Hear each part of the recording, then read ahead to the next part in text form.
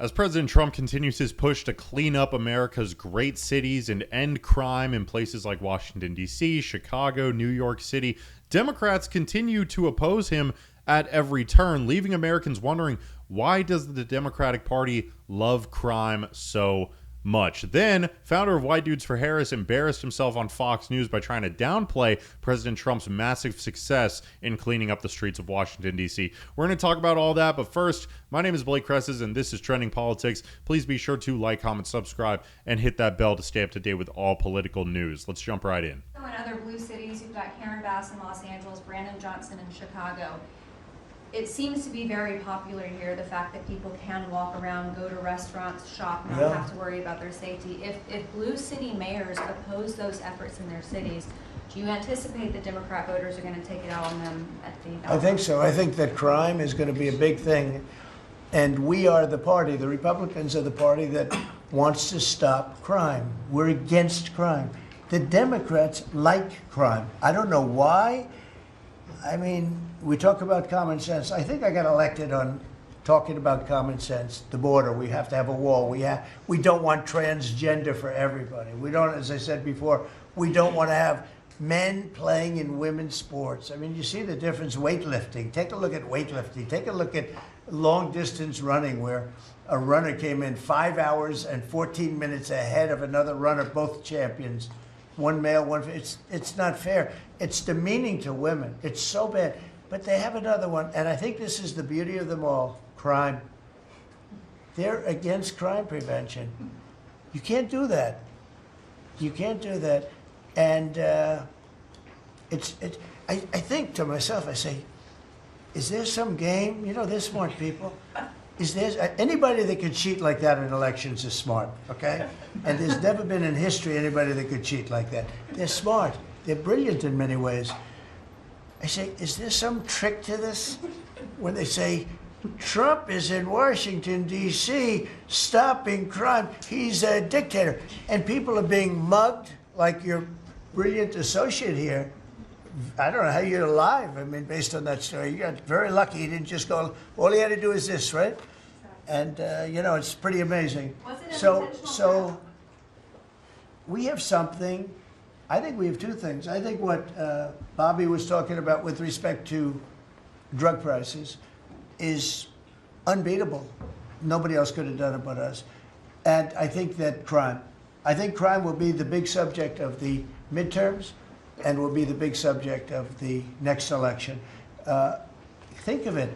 They are, instead of saying, Trump's right about crime, it's really bad in Chicago. You have a guy in Illinois, the governor of Illinois, saying that crime has been much better in Chicago recently, and Trump is a dictator.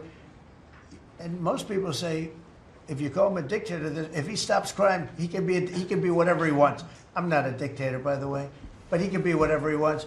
I think it's going to be a big subject for the midterms, and I think the Republicans are going to do really well. They called it a trap. This Democrat consultant, they said, he's put him in a trap again, because these are all traps. You know, 80-20, but they're not 80-20. They're almost 100-0, all these issues. But I would say that crime is stronger than men playing in women's sports.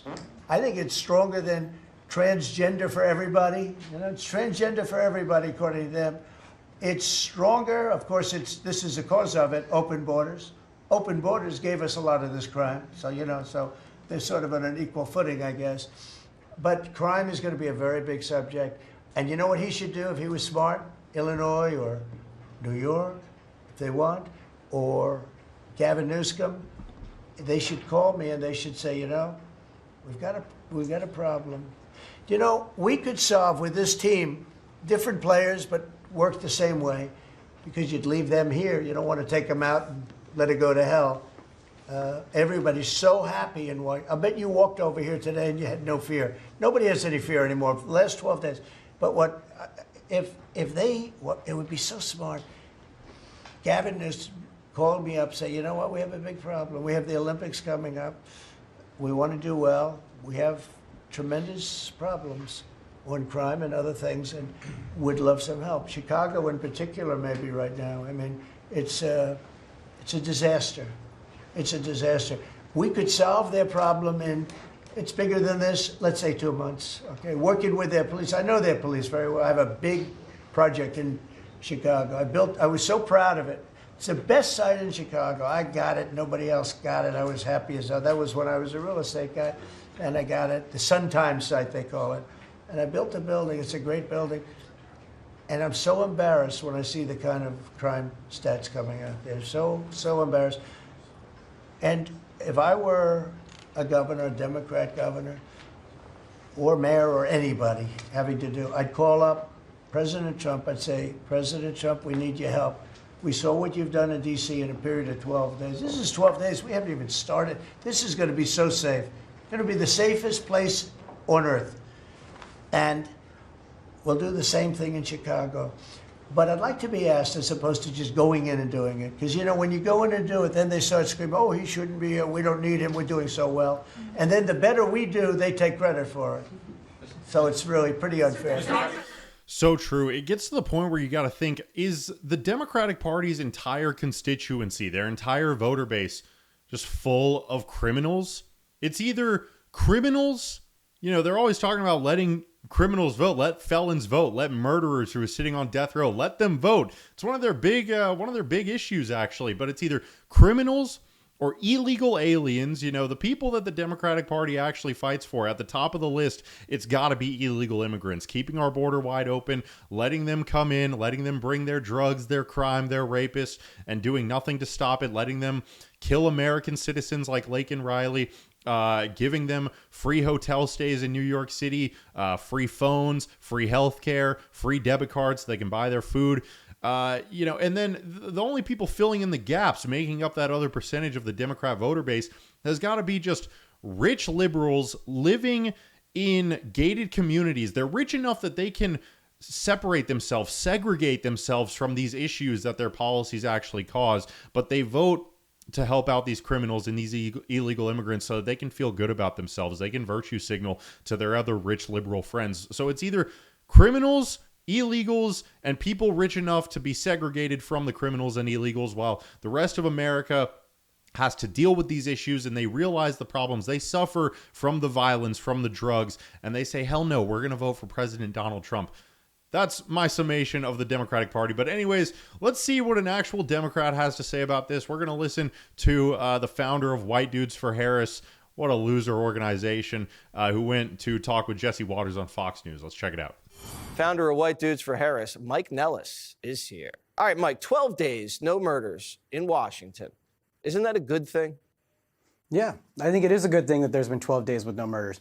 You mentioned it being a record, though. This is not the longest streak this year that they haven't had any murders. It's been 16.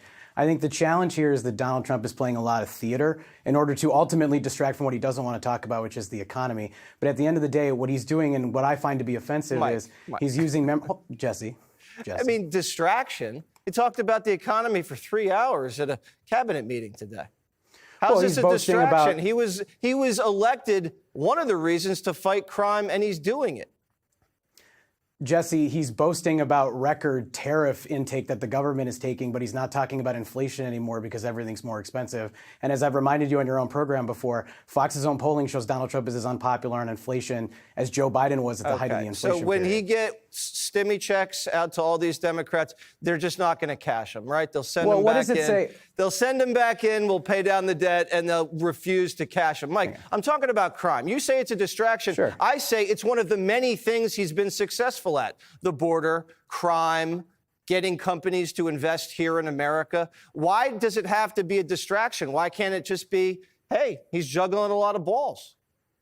Yeah, he's juggling a lot of balls. And look, I'll give some credit because the numbers are better, but the numbers are better because the military are on our streets. And if you look at the economic numbers in Washington, D.C., you can tell that people don't feel safe in D.C. Restaurant revenue dropped 40%. People don't feel safe to go out to a restaurant. Mike, you're comparing restaurant revenue from Restaurant Week from a different week. That's been debunked. No, I'm not, Jesse. It's been debunked, Mike. We debunked it on the 5. You should watch the 5. Okay. You learn a lot. But tell me this, should Chicago invite the Guard in? I mean, they have a real problem with homicides. No, look, I think Chicago needs to do a better job of dealing with crime. Our local leaders need to do a better job of dealing with crime.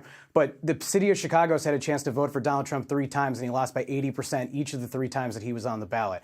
I think if Donald Trump wants to get involved heavily in issues somewhere else, he should go look at red states, because Donald Trump doesn't have any urgency to deal with Louisiana, which is the murder capital of the United States. He doesn't have anything to say about Oklahoma, which has the worst schools in the nation. Doesn't have anything to say about Arkansas, Mike, which has the highest teen pregnancy rate. those are crime-ridden too. Those are crime-ridden too. And if the mayor when's wants Donald to Trump invite do Donald something Trump about the to crime go in rid there that's and do happening it. in Republican Chicago's states? a little bigger than Baton Rouge, Mike, okay? And you live in Chicago, and you should care. Did you hear my friend out there in the monologue talking about her cousin, her uncle, her niece? They're all dead, Mike.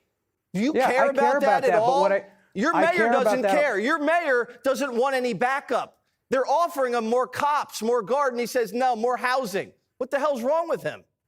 Hey, listen, I care about the crime that happens in Chicago, but I also care about making sure that people feel safe. And I know that I'm not going to feel safe in my city if when I take my son to school, I have to drive by a tank. I know I'm not going to feel safe if when I take him to a ball game, I'm going to see armed military members. Okay, does that scare you to see a tank, hang on, Jesse, Mike? can I finish my point? Does that scare you? Jesse. I'd be more scared of strays, but go ahead. No, because I'm willing to support, I'm happy to support having more police on the streets of Chicago to help keep us safe. The problem is, in Donald Trump's budget that he signed by the Republicans, he cut community police funding by $2 billion, which means there'll be fewer police on the streets. Mike, you guys so Donald Trump defunded isn't the police, interested so don't in talk solving about that. cutting No, funding, Donald Trump okay? is the one who defunded the police. He didn't. Everybody knows yes, the he Democrats defunded. Did Donald Trump sign the Republican budget, all Jesse? over the country, Mike. I don't have No, time they to didn't. debate that, but I respect that you are from Chicago and you want to be safe and you don't want to see a tank when you see the White Sox lose, and that's okay. That's okay.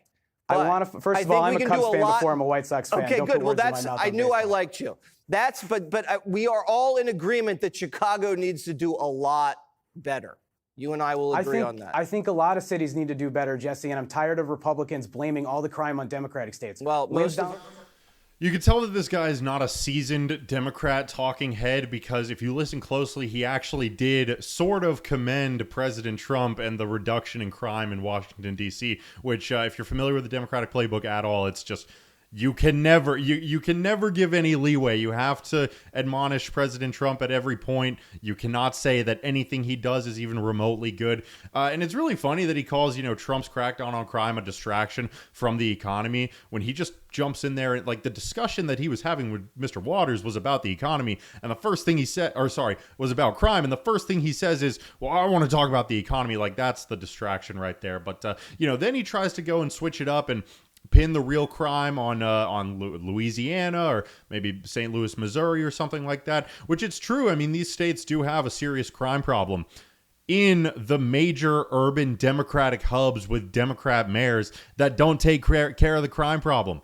The top most dangerous cities in the country, they're all run by Democrats, even though they may happen to be in red states. Now, I might agree with him and say, why aren't these red governors going and taking care of these cities? You got to use the state power, just take it over. But at the end of the day, these are Democrat cities. These are highly, highly Democrat areas that voted for Biden and Kamala and Hillary, and their own Democrat mayor who lets the crime run rampant. So we can't let them obfuscate this. Gavin Newsom likes to do this a lot. He likes to point at red states that have these major blue cities where crime runs rampant, like Atlanta. Atlanta is a very dangerous, crime-ridden city within a red state, but it's because the city is a Democrat city. It's insanity. But anyways, with that, my name is Blake Cresses, and this is Trending Politics. Please be sure to like, comment, subscribe, and hit that bell to stay up to date with all political news. You can follow me on Instagram or Twitter at Blake Cresses. My name is right there at the bottom left of your screen if you need help with spelling, and I'll see you in the next one. Bye-bye.